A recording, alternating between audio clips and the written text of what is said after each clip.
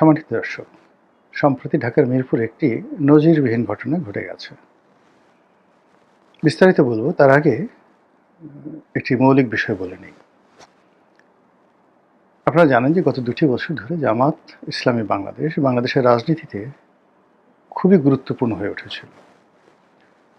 তারা বলতে গেলে ডিফ্যাক্টো সরকার হিসেবে ডক্টর মোহাম্মদ ইউনূসকে পরিচালন করত।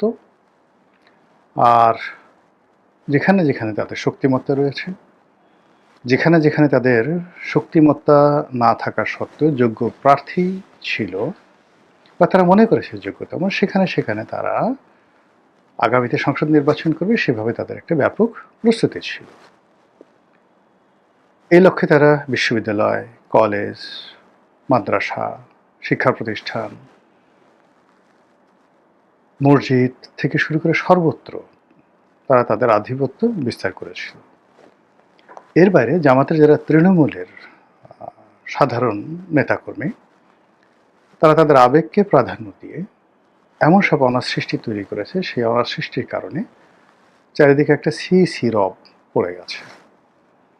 আপনারা জানেন যে জামাত তার ধর্মকর্মের যে রীতি, সেই ধর্মকর্মের রীতিতে কতগুলো মৌলিক বিষয় অন্যান্য ইসলাম ধর্মাবলম্বী তাদের সঙ্গে তাদের মতবিরোধ রয়েছে। যেমন এই যে আমাদের দেশে যে পীর, মোর্শেদ, মাজার যে একটা সংস্কৃতি, এটা জামাত একদম পছন্দ করে না। এটাকে জামাত মনে করে শিরক এবং বিদআত। এমনকি এই যে হযরত শাহজালাল রহমতুল্লাহ আলাইহির মাজার, বা এই যে হাইকোর্টের মাজার, কিংবা মিরপুরের শাহ আলী বগদাদির মাজার থেকে শুরু করে যে সকল শত শত বছরের পুরনো ঐতিহ্যবাহী মাজার রয়েছে, এখানে ভক্তরা যায়, মুরিদানরা যায়, কেউ নফল নামাজ পড়ে, কেউ মানত করে, যা কিছু করে, এই পুরো যে কর্মকাণ্ডটি, সেই কর্মকাণ্ডটিকে তারা মনে করে ইসলাম বিরুদ্ধ, শরিয়ত বিরুদ্ধ। ২ নম্বর হলো যে যেগুলো ভণ্ড মাজার রয়েছে, সেই ভণ্ড মাজার বন্ধ করা, ভণ্ড পীরদেরকে শাস্তি দেওয়া, এগুলোকে তারা মনে করে ইবাদতের অংশ, একটা জিহাদে কুল্লিয়া। এবং এগুলোর বিরুদ্ধে জামাতে যারা আলেম ওলামা রয়েছেন, ওয়াজিন রয়েছেন, তারা সেই দশকের পর দশক ধরে, যুগের পর যুগ ধরে বক্তব্য দিয়ে আসছেন। ফলে জামাতের যারা নেতাকর্মী রয়েছেন তৃণমূল পর্যায়ে, তাদের মধ্যে একটা স্বপ্ন যে কোনোদিন যদি আমরা রাষ্ট্র ক্ষমতায় আসি, তাহলে আবু ওহাব নজদি আরবের বুকে যেভাবে সপ্তদশ শতাব্দীতে আন্দোলন করেছিলেন, সফল হয়েছিলেন এবং রাষ্ট্র ক্ষমতা দখল করেছিলেন, ঠিক সেইভাবে তারাও বাংলাদেশে ধর্মের সংস্কার করবে এবং এ সকল অবৈধ মাজার ঠাজার ভেঙে চুরে চুরমার করে দিয়ে সত্যিকার অর্থে ইসলাম তারা পালন করবে। জামাত আরও বিশ্বাস করে বা তারা প্রচার করে যে ইসলামের কিছু হুকুম রয়েছে, আহকাম রয়েছে, যেগুলো আসলে মূল ইসলামের সঙ্গে জড়িত না। যেমন নামাজ, আমরা যে নামাজ যে পড়ি, যেটাকে তারা সালাত বলে, নামাজ ফার্সি শব্দ। তো পুরো নামাজের যে প্রক্রিয়াটি, এটি হলো একটা ইবাদত, একটি মোনাজাত, একটি আরতি। তো সেখানে নামাজ শেষে আবার আলাদা হাত তুলে মোনাজাত করাটা প্রয়োজন নেই, অপ্রয়োজনীয়, বিদআত। এবং তারা বলেন যে এটা আল্লাহ রাসূল নামাজের পরে এই কাজগুলো করেননি কখনো। কাজে যারা নামাজ পড়ে মোনাজাত করেন, তারা তাদের বিরুদ্ধ। এরপরে এই যে বিভিন্ন মাজার জিয়ারত করার জন্য আমরা যাই, এই সফরকেও তারা কিন্তু হারাম বলে। তো গত দশকের পর দশক ধরে তারা যে প্রচারগুলো চালিয়ে আসে, সেই প্রচারের প্রেক্ষিতে এইবার যখন তারা ক্ষমতা রেখার খুব কাছাকাছি চলে এসছে, তখন তারা ধারণা করছে, তাদের যারা সাধারণ নেতাকর্মী রয়েছেন, তারা তো মনে করেন যে জামাত একটা আধ্যাত্মিক দল, এই দল করলে জান্নাতে যাওয়া যায়। এই দলে যারা নেতা রয়েছেন, শীর্ষ পর্যায়ের নেতা, তারা আল্লাহর ওলি, সবাই আল্লাহর ওলি। তো কাজেই দেশের যে শেখ হাসিনার পতন, এটা মনে করেছে জামাতের নেতাকর্মী যে তাদের দোয়ার ফলে এটা হয়েছে। দ্বিতীয়ত তারা মনে করছে যে তারা ক্ষমতায় চলে আসছে, আল্লাহ এরকম একটা হয়তো সিদ্ধান্ত নিতে যাচ্ছেন, এরকম তাদের একটা ধারণা। তো এই কারণে তারা কি করলো, হয়তো দলের যারা সেন্ট্রাল কমান্ড রয়েছেন, তাদের সাথে পরামর্শ ছাড়া বা তাদের কোনো উস্কানি ছাড়াই তারা সারা দেশে মাজার ভাঙাকে রীতিমতো ইবাদতের বা জিহাদে কুল্লিয়া হিসেবে তারা নিল। এর ফলে জামাতের অনেক ক্ষতি হয়েছে। সারা বাংলাদেশে মানে যে ঘটনাগুলো ঘটেছে এর ফলে ইসলাম যে একটা উগ্রবাদী ধর্ম এবং জামাত যে একটা উগ্রবাদী দল, এটা আমেরিকাকে ভয় দেখিয়ে দিয়েছে।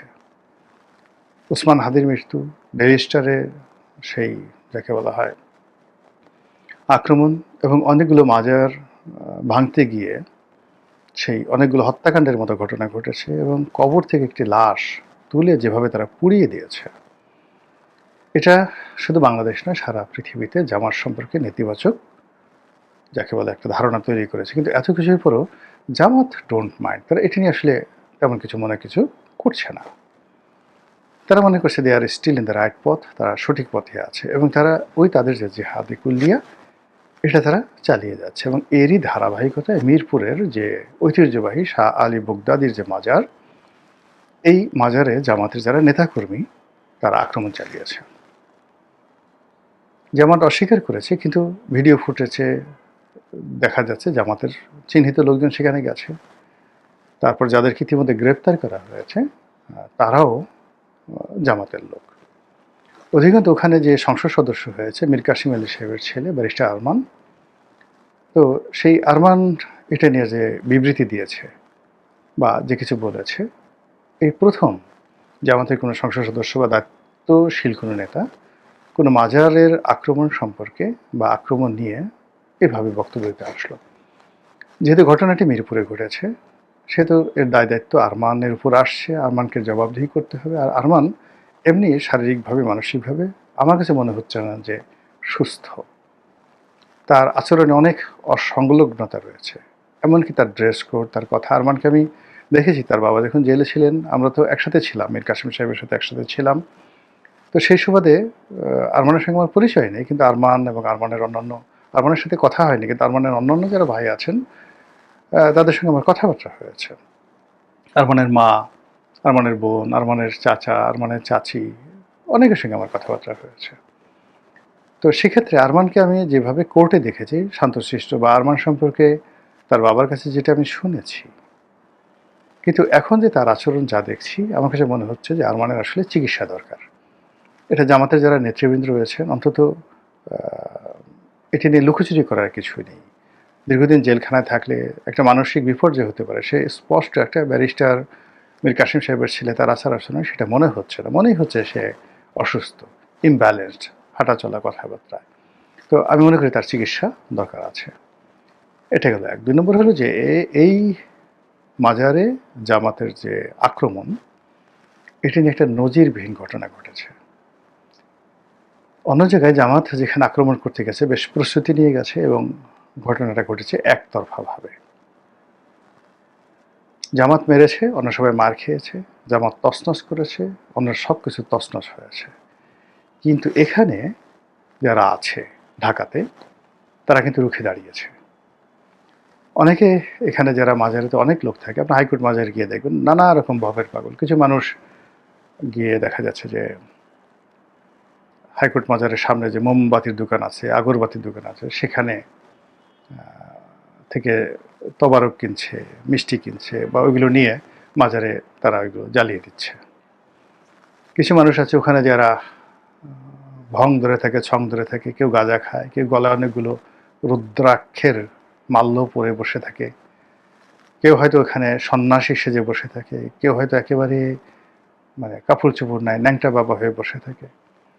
তো বিভিন্ন মানুষ যায় সেখানে, কেউ হতাশ, কেউ ধর্ম বিশ্বাস করে, কেউ আধ্যাত্মিকতা বিশ্বাস করে, কেউ আংটি উংটি বিশ্বাস করে। যে যার মতো করে ওখানে যায়, গিয়ে যার যেরকম রুচি, কেউ পাগলের কাছে বসে, কেউ সিদ্ধি বাবার কাছে গিয়ে বসে, আবার কেউ গিয়া একেবারে সোজা মাজারে গিয়ে কবরের পাশে বসে হাও মাও করে কান্নাকাটি করে। আবার অনেকে যারা শরীয়ত মানে, তারা মাজারের পাশে মসজিদে গিয়ে নফল নামাজ পড়ে, কোরআন তেলাওয়াত করে, নিজের জন্য দোয়া করে, আর ওখান থেকে বের হয়ে আসার সময় মাজারটা, যেটা কবর জিয়ারত যেটাকে বলা হয়, সেটা জিয়ারত